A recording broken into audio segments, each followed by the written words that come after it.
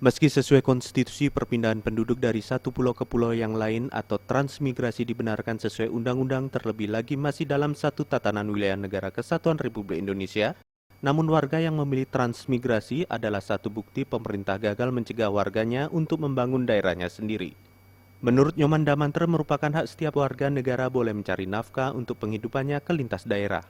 Namun demikian, faktor kemiskinanlah yang menjadi persoalan masyarakat sehingga harus dihadapkan pada sebuah pilihan yakni transmigrasi. Jika saja pemerintah sesuai konstitusi dapat melindungi rakyatnya termasuk melepaskan jeratan kemiskinan yang dialami rakyatnya, maka tidak akan ada krama Bali yang bertransmigrasi. Proteksi itu bisa dengan membuat kebijakan yang dapat menyediakan ladang pekerjaan bagi krama Bali.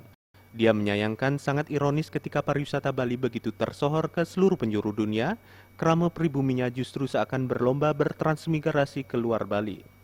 Tapi di Bali tanpa kramo sebagai pelestari budaya, sebagai pelestari adat, akan sulit pembangunan yang berbasis pariwisata budaya ini akan tetap bisa dikembangkan.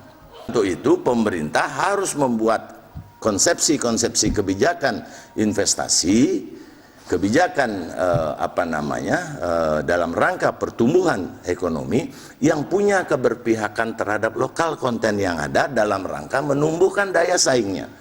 Lebih lanjut ditambahkan begitu masifnya krama Bali bertransmigrasi juga akan dikhawatirkan terdegradasinya ketahanan adat dan budaya Bali.